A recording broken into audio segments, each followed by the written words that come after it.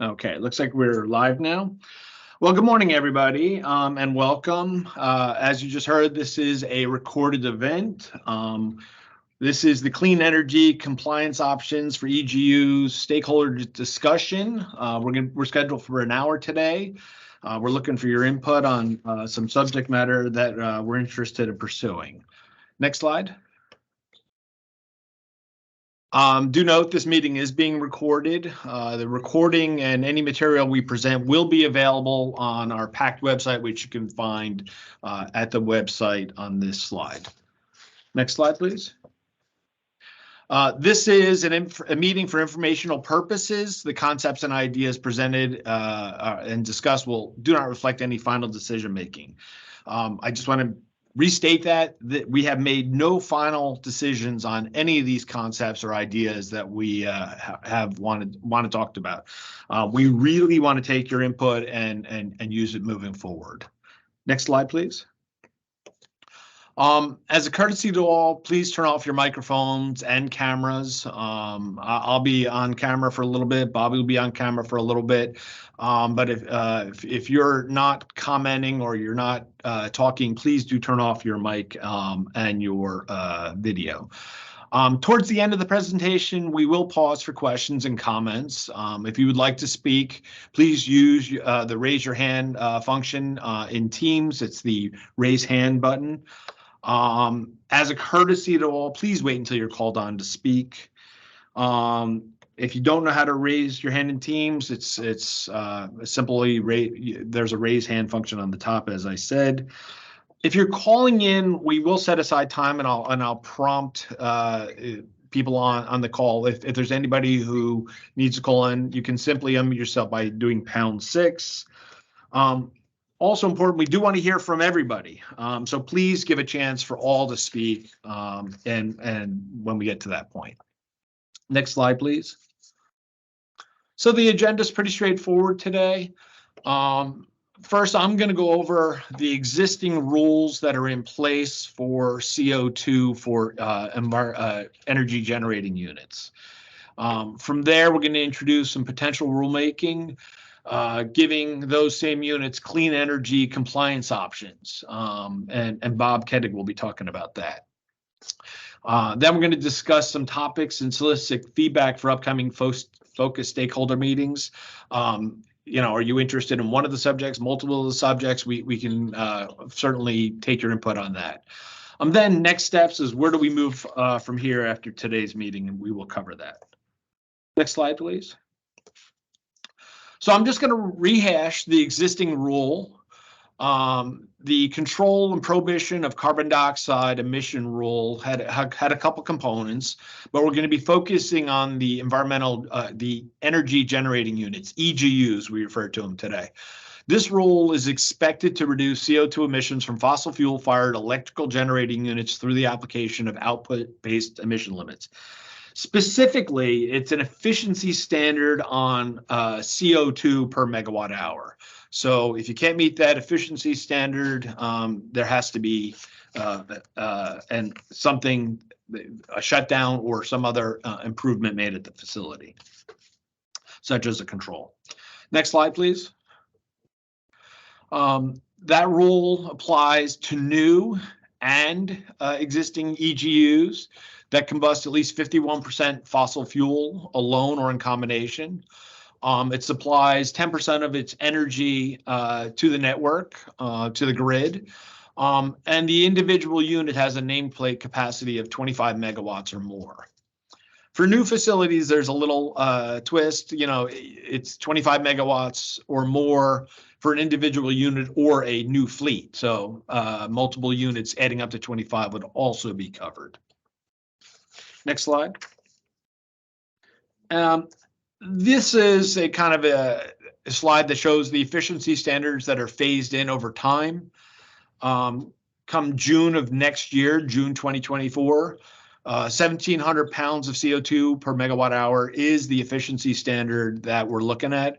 And there are several units that are going to be challenged to meet this standard. Come June 2027, it ratchets down a little more to 1,300 pounds of CO2 per megawatt hour. Again, there's another subset of facilities that will have to do some work to meet this standard. And then in June of 2035, it further ratchets down to 1,000 pounds of CO2 per megawatt output. So it's a slow ratchet down over time.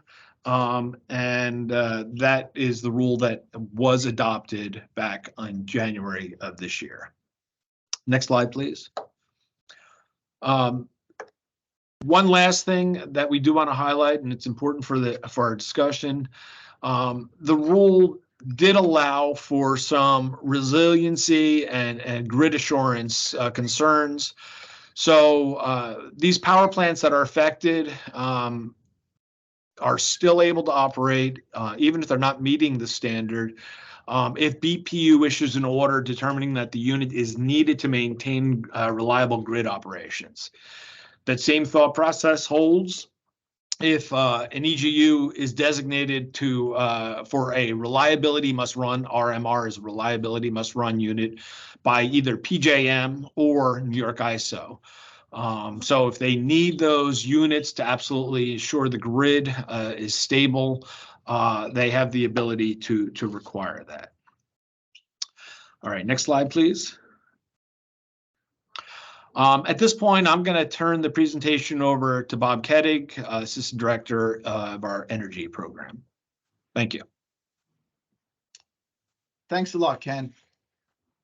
So I'm going to walk everybody through the rulemaking concept, which we have, and what we're going to be discussing today and getting input on for more specific considerations we should be taking for future targeted stakeholder meetings is clean energy options for our existing EGUs. Next slide, please. So how is this, excuse me, how is this going to work? What we're considering is to allow the incorporation of zero or low emitting electric generation or storage into an existing EGU's electric output. What this would effectively do is lower the unit's average emission rate with the incorporation of the qualifying renewables or storage, and would allow the unit to comply with our current emission rates, which we have in the rule, which was recently adopted. Next slide, please. So what are some potential clean energy options we're considering? We understand there would be guardrails on this for what would qualify, but what we're considering and seeking input on is we're looking at grid supply solar. Behind the meter solar could potentially be served. Renewable natural gas and hydrogen. Certainly the potential for battery storage, and also the incorporation of zero or low emitting fuel cells. Next slide, please. So again, looking at the timing of the applicable standards in the current rule, which was adopted, this is not going to be a compliance alternative for the first emission limit that kicks in 2024. We're looking at the potential of using this alternative compliance option for the 2027 and 2035 limits of 1,300 pounds per megawatt hour and 1,000 pounds per megawatt hour. Next slide, please. So why is the department considering rulemaking and clean energy compliance options for existing EGUs? There is, we stakeholdered during the first round of the stationary source rule, and understand that there's considerations around cost, reliability, and I'd like to just kind of go over some of those that we've gotten and maybe set up for what we were looking for input for the future stakeholder meetings. Next slide, please. So the department received a number of comments on the stationary source rule, and some of those comments requested compliance flexibility for units, particularly peaking units that run infrequently but are needed to maintain our grid reliability in really high demand days to ensure the grid is resilient. Other comments came in and brought up the consideration of leakage Certainly, as New Jersey moves forward with progressive policy to decarbonize our state, we're participating in a regional grid, and a reliance on imported generation from higher emitting sources certainly could be counterproductive. Also, other commenters expressed the need to create a regulatory environment that facilitated the transition to clean energy. Next slide, please. So a big factor is reliability, right? And we know right now the electric grid, which we have and which we have lived with, the electric generating units provide, fossil provides most of the generation that we get from the grid. And they're also available for capacity, meaning that when we have really high demand days, they can be called upon to operate by the regional transmission operator, PJM. We all understand the future grid is going to be heavily reliant on renewable energy, wind, solar, and which are non-dispatchable sources. So non-dispatchable sources can't be called upon to respond to demand immediately. So what we're considering here is that, the use of non-dispatchable sources, such as solar and wind, that's going to create an environment where we're going to need dispatchable sources to pick up the sudden peaks of demand. So we look at this rule, this potential rule consideration could work to solve those reliability issues. Next slide, please. So curtail leakage. So flexibility would provide the opportunity for in-state units to continue to operate within a regional grid at a lower emission profile, and not rely on out-of-state units that would be called upon to serve New Jersey when the state units are shut down. Next slide, please. Also, we heard in the comments that creating a regulatory environment that incentivize the investment and deployment of renewable energy. And owners and operators of EGUs really have historically been investing in resources in efficiency improvements, in air pollution control. We look at this potential rulemaking initiative is that the investment in qualifying clean energy, like storage or renewables, is analogous to investing in air pollution control. By deploying the zero or low emitting renewable electric generation, it would effectively have the same impact as controlling CO2 emissions, in that you're producing more megawatt hours at zero or less emissions. Sure, next slide, please. So what we're seeking here today is input on upcoming focused stakeholder sessions. The dates and times of those will be announced shortly, and we want to target those stakeholder outreach events towards specific input that we want, and we think that would best serve and inform the rule development. Next slide, please. So the department is going to hold these specific stakeholder meetings with stakeholder groups to solicit input as the department, as we consider making this rulemaking initiative. So to facilitate the discussion at the upcoming sessions, the department is providing a list of topics it expects to raise during these sessions. So today, the department, what we're asking for today is feedback on whether we kind of have it covered or what other topics we should be covering. Next slide, please. So here's some of the focused stakeholder group topics that we have been considering and seeking input on additional ones. So as I discussed before, which of these should be the qualifying low emission technologies? We recognize that there has to be verifiable, quantifiable nature, and we have to be able to ensure that compliance is met with the rule limits. So we think, as I said before, grid supply solar, certainly behind the meter solar, the potential of renewable gas and hydrogen, battery storage fuel cells, but we are looking for other potential low emitting or renewable sources that could be incorporated into this alternative compliance strategy. Next slide, please. So for topic 2, which we have is, so what could be some of the obstacles for the electric generating unit owners and operators that might be opting to incorporate these qualifying technologies into their existing EGUs? And what are the timing considerations? How long would it take for the deployment of, say, an approved technology? Next slide, please. Another topic we're considering is the locational considerations. Where should the department allow the alternative technologies to be located, on-site versus off-site? We certainly want to reduce local emissions, and we want to provide an environment that would incentivize the greatest deployment of renewables. Next slide, please. Another key topic we see, and this is really gets to how we would demonstrate compliance, is what emission averaging methodologies should the department use? Are there other approaches besides averaging? And how should peak versus non-peak or locational marginal emissions, how should that be considered? Also, what monitoring, record keeping, data reporting challenges exist? We want to understand those. Next slide, please.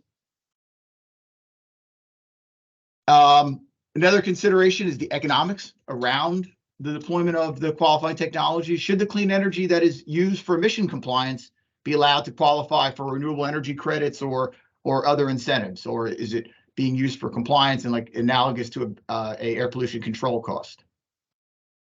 Next slide, please.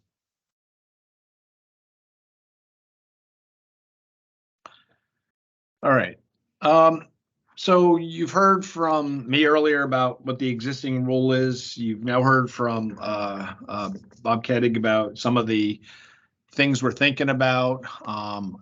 I'd like to open it up, but I'm just going to give a couple guidelines of what we're looking for. Remember, we're going to call on the raised hands in the order that they appeared in the list. But I do want to say we may skip or move around if we haven't heard from some other people that, and we're going back to the same person over and over again. So I do want to hear from, we do want to hear from everyone. I do ask that you don't repeat comments from others, and please keep the comments within the context of the agenda we're looking at. So I'm going to start the comments. If you can, when we call on your name, state your name and who you're representing, and we'll move forward. Ray Cantor, I see your hand was up first. If you unmute yourself, the floor is yours.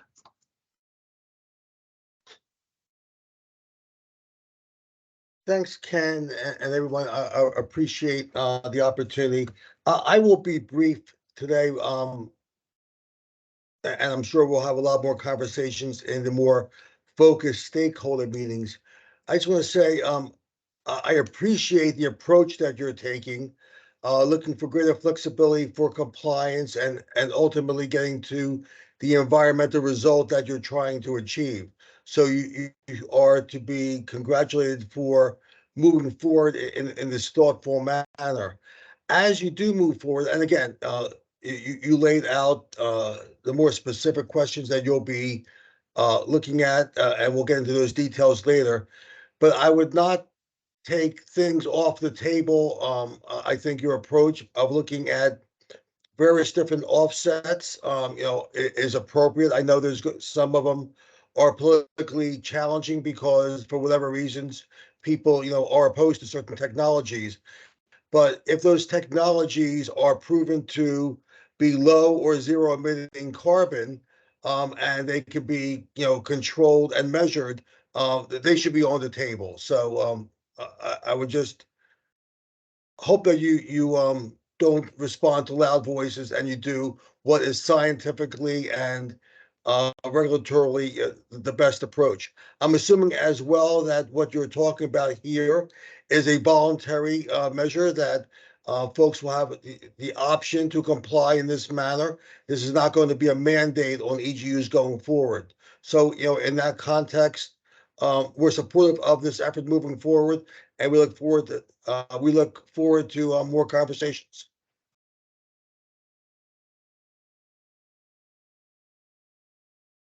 Ken, you're on mute. Thank you. Dave Pringle, I see you have your hand up. If you would unmute yourself, the floor is yours. Yes, thank you for hosting us here, representing Clean Water Action and Empower New Jersey. hydrogen power, however it's generated, green, pink, whatever color you choose to call it, and falsely named renewable natural gas have to be taken off the table here. They are not low or zero emitting even for CO2 when you look at their whole life cycle, and they have a whole bunch of other problems and inefficiencies. You can't solely focus on one pollutant, carbon dioxide.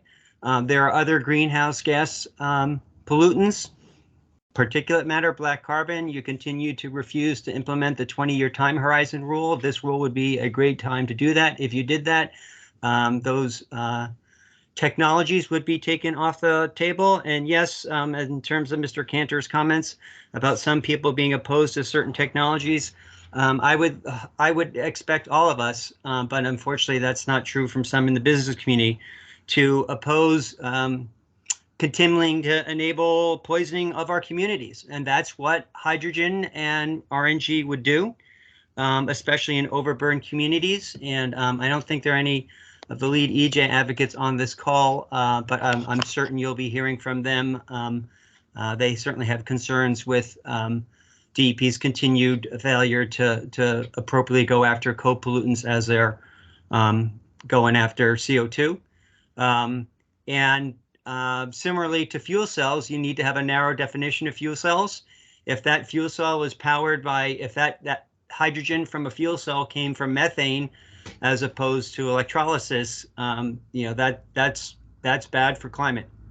So please take a have a truly honest definition of zero and low emitting. And if you do, certain technologies should be taken off the table, both for overburdened community perspectives, but also climate.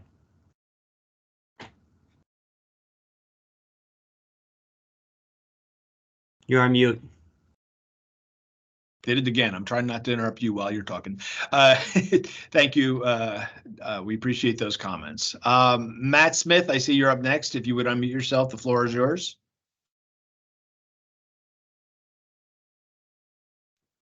Yes, good morning. Thanks for holding this session. I want to echo the comments of my colleague who just spoke before me, Dave Pringle, about the real issues, problems with RNG and hydrogen, neither of which should be considered clean energy. As Dave said, they will continue to perpetuate the disproportionate amount of toxic co-pollutants in environmental justice communities, and both of them have upstream climate emissions that must be considered. I also just wanted to suggest that I'm not clear as to why this alternative compliance framework is needed. I didn't see that as a topic for future stakeholder sessions. I suggest it should be. I think that we should, members of the public and stakeholders should be able to see modeling that shows why existing pollution control technologies, including the decommissioning of certain facilities that are unable to get below thresholds, is not a preferable model to this alternative compliance. Before we even get into what should qualify and what shouldn't, how should this program restructure, there needs to be a lot more evidence and data to prove and show why alternative compliance is needed. Furthermore, I'm deeply concerned that New Jersey cannot regulate how power plants sell power out of state to the PJM grid. So while we might be able to, in theory, suggest that incorporating more clean energy is going to lower emissions overall, there's no modeling to back up that assumption. And when you look at these EGUs, they're going to be, happy to capitalize on the alternative compliance while continuing to run their existing plants and simply sell that power out of state. So, I think modeling and much more information needs to be shown as to why this alternative compliance is even needed in the first place, and with a specific focus on equity and justice. Again, offsetting pollution with clean energy in wealthy areas or out of state does nothing to address the critical public health crisis that remains top of mind. And during the pandemic, really showed why this matters. People were dying at 2 to 3 times the rate from COVID-19 because of the high concentrations of particulate matter. That's the number one culprit that these EGUs is responsible for. So unless we can have, vetted, fully transparent modeling that shows why alternative compliance is even needed, I don't think we need to go any further in this discussion. Thank you, Matt. We appreciate those comments. Zach Fabish, hopefully I got that name correct. You're up. Just unmute yourself. So you already did. Floor is yours. Thank you, and you did get the name right. Hi, I'm Zach Fabish here on behalf of the Sierra Club. One question, one concern. The concern first, without repeating things that folks have said already, I am a little worried about a sort of version of a free ridership situation. We know that there are clean energy investments being made in New Jersey. How does the department plan on ensuring that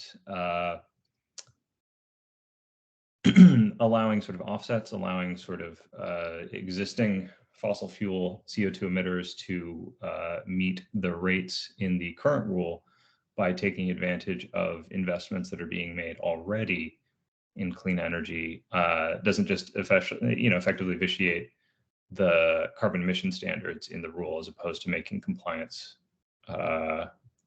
system-wide cleaner and greener. So that's sort of a concern there, that we have these emission rates in the rule, and by providing alternative compliance that may take advantage of existing sources, we may just be sort of pushing emissions across the state towards the median rather than securing emissions reductions.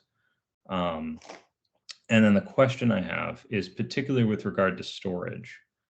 If you could talk a little bit more about how the proposal would address ensuring that essentially the batteries wouldn't be charged by something that's just as carbon emitting as the sources that we're seeking to push those emission rates down for, if that makes sense. So Zach, I heard a concern and a question, and I think they're actually both questions in my mind. Bob, I don't know if you want to. I did end up kind of asking 2 questions. I apologize. No, my prefiguratory statement might have been a little misleading, but yeah, but I think those are both good agenda items for one of those appropriate stakeholder sessions. Bob, do you want to weigh in on either one of those questions? Yeah, no, appreciate that. I mean, those are both considerations. Certainly having a level of additionality that any qualifying technology, but that's something that we want to stakeholder and understand what standards should be put around that. And getting back to the slide about quantifying, measuring, validating peak and off-peak emissions, certainly any storage technology would have to incorporate the carbon intensity of the storage, any efficiency losses from the storage mechanism being battery or something else, and what it would be essentially replacing if and when it was discharged. So yes, we agree. Those are valid questions we have to vet thoroughly, and as we consider if we're going to move forward with this. Zach, thank you very much for those comments. We're gonna move on to John Reichman. John, if you could unmute yourself. Yeah, thank you very much. It's John Richmond. I'm the Environment Chair of Blue Wave, New Jersey. Thank you for holding this session. I have 3 comments. Number one, there's obviously what you're envisioning are enormous loopholes that are allowing non-complying EGUs to continue to have emissions in excess of the standards that you're setting out. Your regulations need to include some sort of penalty provision for EGUs that continue to emit greenhouse gases, maybe in excess of the limits that you put out. Otherwise, sort of the loopholes are going to swallow the rules, and there'll be no real incentive for a lot of these owners and operators to reduce emissions. Secondly, as others have pointed out, RNG is sort of an Orwellian term that often encompasses energy sources that are not either renewable or natural. You know, one of the RNG, supposedly RNG sources, for example, is landfill gas. I think your regulations, you should address ways in which we can eliminate landfill gas altogether. Finally, as you went through the slides earlier in your presentation, you seem to be envisioning plants that would continue to be emitting greenhouse gases and other pollutants in 2035 and beyond. I don't understand that. I think the policy of the state is to go to 100% clean energy by 2035. So I don't understand regulations that would be in conflict with the governor's executive order. Thank you. Thank you for those comments. Let's see. Next up is Jacqueline Bido. Jacqueline, the floor is yours. Greetings. My name is Dr. Jacqueline Bido, representing Nork Sciences Sustainability, Inc. There are a couple of things that came to mind as you were presenting and as I hear everyone else's feedback. The first is really, I would love a resource to identify who the EGUs are and how many are there, and really creating a profile of who they are, because there's a difference between a transition for a large EGU versus a small one.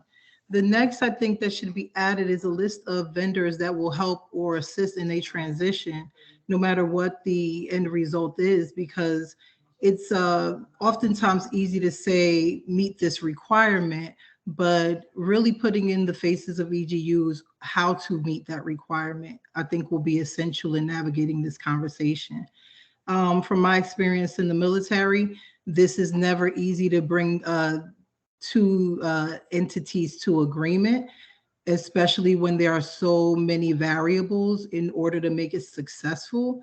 But what I failed to see in the presentation or even as a topic is how these different recommendations drill down to the people. Because when you put the faces to this data, to these options, I think it will resonate differently with EGUs themselves. And then lastly, I think there truly needs to be a conversation that when we're looking at any transition, is how does it impact both employers and the very same people that are employed by these companies who are the community members, who are the stakeholders of their personal families, both financially, who are being impacted through their health. So I think these different areas definitely have to be addressed in order to find some mediation and really create options that, whether it's what you're recommending right now or something else, how does it play out holistically? Thank you, Jacqueline. One of the things we do have, and we have a list of the EGUs in the state that are covered by this rulemaking and where we think their performance standards, where their performance is to date. So that is certainly something we could share in a public forum, and maybe we'll do that at one of our future stakeholder meetings. And to get back to a couple comments people have said, including yourself, we do look at all of our rulemaking in a cross, not more than one pollutant type approach. So even if we're doing a NOx rule, we're going to look at other pollutants. If we're doing a greenhouse gas rule, we do look at co-pollutants and impacts there too. So I just do want to stress that is definitely a consideration when we're doing any of our rulemakings. Okay, Ken Dolsky, you're next up. If you would like to speak, unmute. You already did it. Floor is yours. Very good. Excuse me. Very good. Thank you very much. I'm Ken Dolsky. I'm a member of the Don't Gas the Meadowlands Coalition, currently fighting the new EGU that New Jersey Transit wants to build. And I'm also on the steering committee of Empower New Jersey. I'd like to build on what John Richmond spoke about, and that is stepping back and really taking a look at the bigger picture here. So we have two goals in New Jersey. One is a 50% cut in greenhouse gases by 2030 and 100% clean energy by 2035. Now, correct me if I'm wrong, but I have yet to see a plan, a serious plan, including things like resources and money and whatever else is needed to achieve those goals across all of the industry sectors that the GWRA talks about. And so I think what we're doing here is we're just kind of shooting in the dark. For example, we have these EGU limits on carbon emissions that get steeper over the years, but there's no information on how that fits into a bigger plan. How is that, what's the impact of that on achieving the 50% greenhouse gas cut in 2030? So without those kinds of things, it's really hard to understand how far you have to go and what is going to really be effective, and whether we're talking about changes that are at the 1-2% level or the 40-50% level. And so I know it's a very, very tough thing to do, but I would certainly encourage the DEP and BPU to put together scenarios that achieve those objectives, show us where the EGU component fits in, and how much do we actually have to cut from the EGU sector. And that should help us understand what the challenges are, and perhaps form a little bit more consensus about what makes sense to happen. And at the same time, as I mentioned earlier, these limits are not preventing new EGUs from being built. I mean, New Jersey Transit is planning to build a 140 megawatt gas plant, not big compared to others. And we're also looking at a new one in Woodbridge.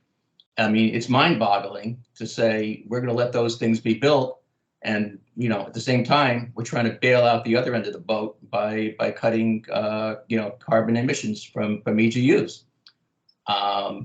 It's rather insane, to be honest.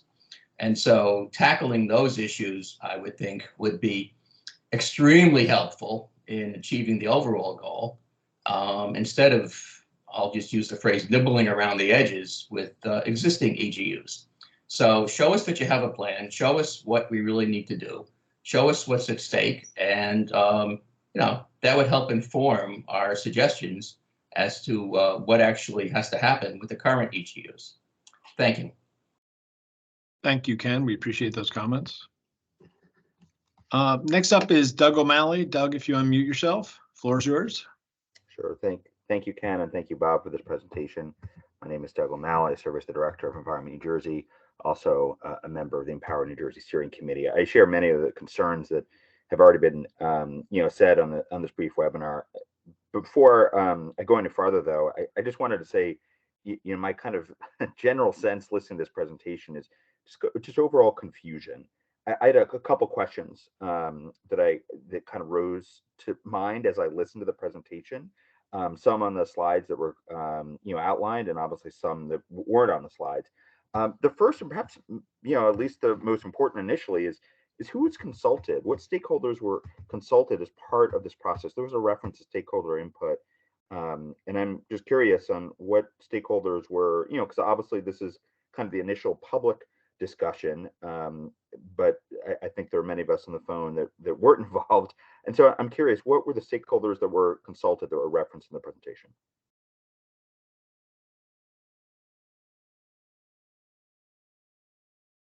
Bob, you want to weigh in on that last question there? Yeah, I mean, the evolution of where we are here really comes out of the comments that were received to the stationary source rule what was adopted in January, right, Ken? Was that when it was adopted? That imposed the regulations on these units in rule right now. So this is a kind of a follow-up to what's what could be next with that rule, but our reference to stakeholder is the public participation that was in the stationary source rule. Got it. So in some ways, this is kind of relitigating the comments that the department received last year. So, I mean, that's helpful, but there were many organizations, many constituencies that did comment. And so I'm curious which comments directly, because obviously in the rule that's adopted, you usually reference the comments that are received and then reference, and then respond to them. So it would just be helpful to have, just a little more insight on that directly. You reference on one of the slides feedback that was received. So if you could go in a little more detail in there, Bob, it would be appreciated. Sure. I mean, I think an overriding consideration is the reliability and the need to have certain units that would be called on to provide the mandated reliability of the grid. I mean, as Ken outlined, the rule right now has provisions where certain units, independent of what the emission rate is, could still be called on to run past that date. So we recognize that as we try to decarbonize the electric grid in New Jersey, the overriding need to ensure the reliability and safety of the grid is going to be at the forefront of the consideration. So how do we manage load growth and maintain a reliability of the grid, knowing that some of these fossil units, as I said in the slide, are going to continue to be around, and we're transitioning them from operating a lot, emitting a lot, and serving most of our daily electric needs to being around when you need them. And was clear from the comments we received and the input that we got and how the final rule came out is that the rule had to address that and provide consideration for these units to continue to operate. So our attempt here is to stakeholder concept that would allow units that, independent of our rule, are going to be mandated to be around and run, but provide a mechanism where they could run in compliance and also be conscious of the reliance on non-dispatchable generation, wind and solar, can create an environment where it's very expensive to get the redundancy needed in those non-dispatchable units. And the unaffordable kilowatt hour can be really a big obstacle to all the beneficial electrification that we're trying to achieve. So, this is a novel concept, and we're putting it out there. We want to have it well vetted and well thought out, but it all stems really from the original adoption of the stationary source rule. Yeah, and so what I'm hearing, and that's helpful. But what I'm hearing essentially is the comments that were submitted at this point, well over a year ago, were used to kind of come up with, as I said before, basically this is a CPR. This is CPR 1 relitigated, it feels like, and obviously those comments that were submitted were well more than a year ago. Obviously, a lot has changed in the last year, and so I'm curious. Did the department consider the impacts of the Inflation Reduction Act?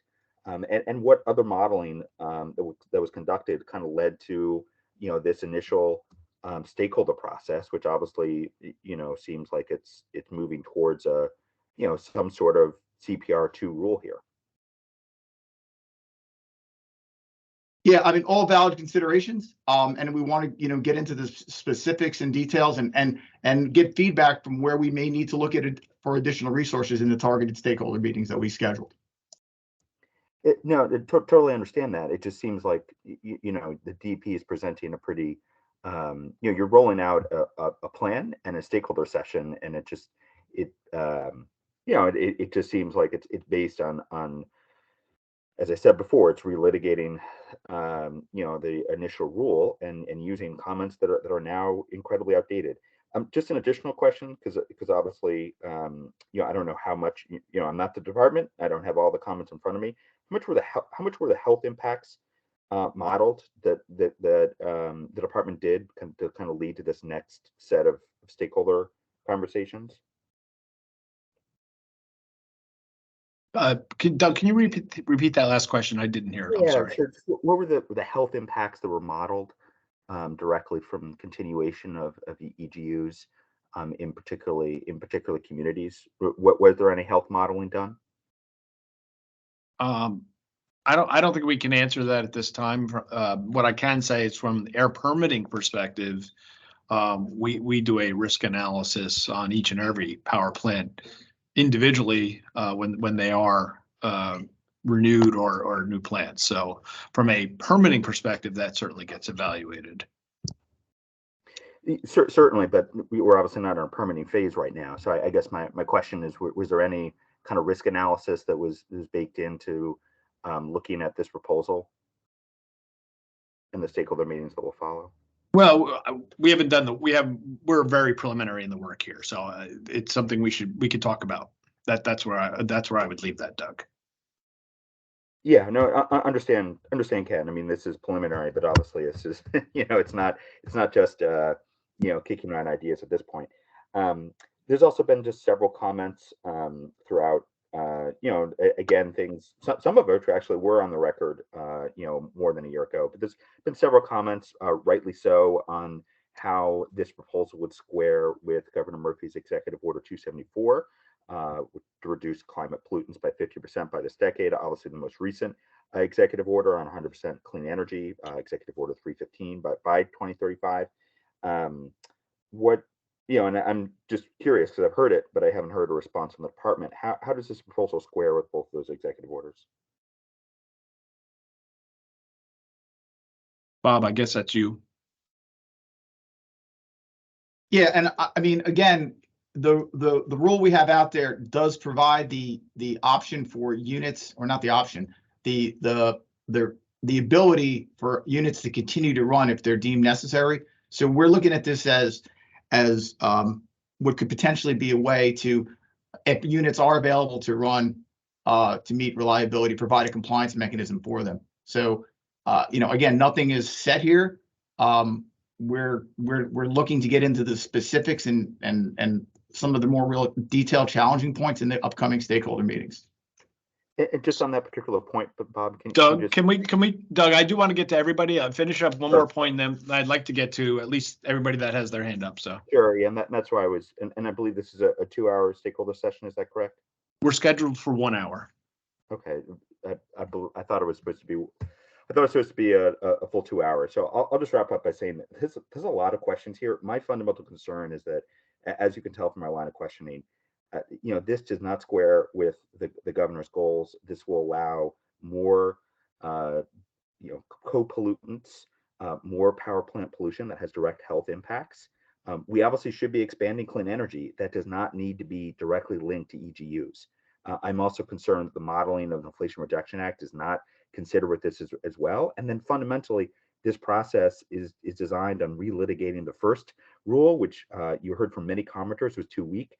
This feels like this doesn't feel, it will weaken this rule even further and will allow for more pollution in the most environmentally harmed communities. So nothing I've heard over the course of the last hour, I'm confused, and now I'm really worried. This feels like a big rollback.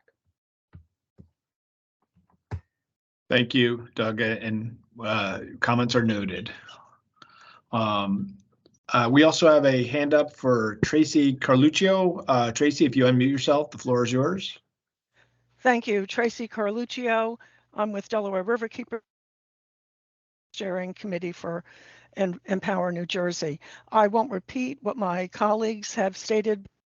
Say that we're very much in support of the comments of Dave Pringle, Matt Smith, John Rick, and Doug O'Malley.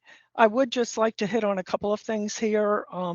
First of all, would like to know what is the mechanism that's going to be used to prove that an EGU using alternative compliance will reduce the greenhouse gases that are the goal in the governor's executive order. That this goal of reducing greenhouse gas emissions by 2030 and then meeting the 100% clean energy by 2035 is very ambitious. And we are very concerned and want to know, to actually measure and prove that an EGU that is using alternative compliance is going to be reducing those greenhouse gas emissions. So that, I know that was touched on by a couple, but I think I wanted proof of this. We need to be shown EGU by EGU, as well as these broad statements that we're going to be able to tackle the climate crisis in New Jersey and globally. Second of all, I'd like to point out that a loophole that allows a unit to continue to be out of compliance with the emissions rule if the unit is needed to maintain a reliable electric grid to be very dangerous. There's a lot of manipulation that can occur if a EGU wants to prove that. There's a lot of analysis at the BPU level that the public needs to have trust in order to be able to make sure that this loophole does not get turn into a large blind eye to the continuation of units being out of compliance with the emissions rule. And finally, they're wondering why the 25 megawatts. We all know that it's a death of 1,000 cuts when you look at emission, how you measure, and the potency of emissions is not necessarily defined by the size of a facility. And of course, considerations there in the beginning, which is the co-pollutants that the DEP continues to ignore here. And we think that's reprehensible. We think that this rule is putting us further in jeopardy of not only not meeting our goals, but also our communities and continuing to overburden those that are already for the opportunity to comment here. Thank you, Tracy. You did break in and out a little bit during the during your discussion, but I think we got the gist of what you were asking about, and thank you for that input. There is one person on a phone call. I said I'd give an opportunity for anybody who's on the call. If you wanted to unmute yourself, it's the extension 1958. If you want to unmute yourself, go ahead and comment now at this point. If you don't want to comment, we understand that too. Okay, I'm going to assume nothing there. You know, we're hoping for questions and comments that are specific to what we're looking at, and do think about this. We have no pen to paper at this time, so we are truly looking for constructive input and process moving forward. If you want to move on to the next slide, Bob is going to talk about what our next steps are from this point. Bob? Sure, thanks, Ken. So, as we had said numerous times throughout the presentation, we're going to have focused stakeholder sessions that they're going to be scheduled through April and May. If you're interested in participating, you can email us at that email address there below with your contact information and the particular interest that you have or your affiliation, and we'll have topic-specific stakeholder meetings scheduled and have those dates posted shortly. Thanks.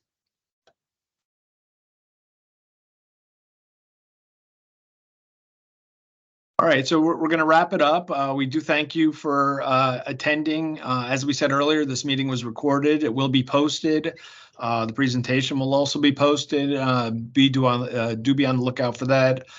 Do reply to the invite that Bob just shared with you if you do wish to join us for future stakeholder meetings. All right, Doug, I see you have your hand up again. We do have a couple minutes. Go ahead.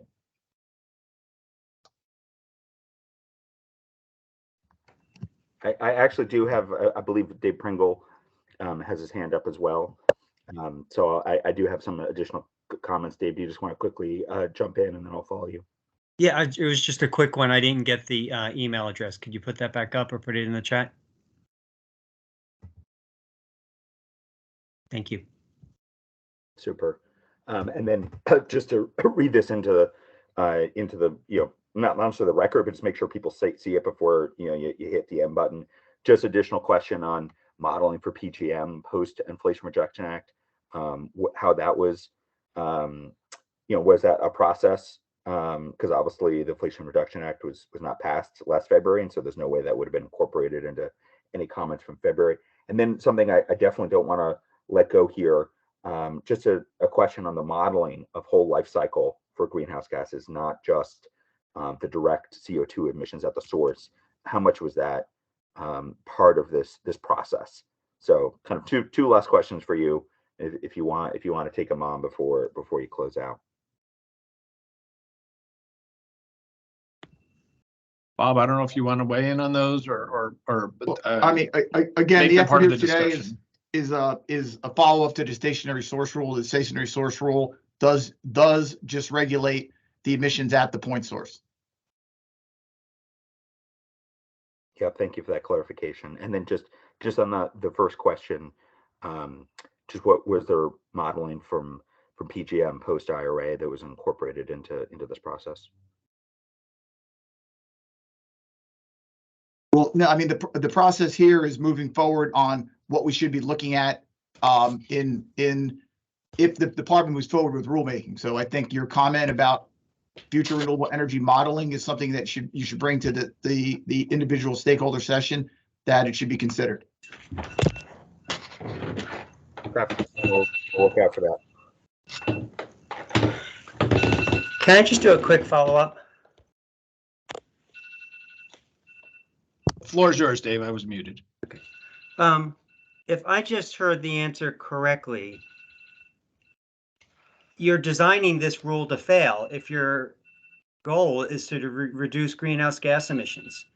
If you're only looking, if you refuse to look at the whole life cycle of the fuel source, even if you are reducing emissions at the point source, if you ignore that massive emissions were created to produce that fuel that more than offset it, you just defeated the entire purpose of the rule.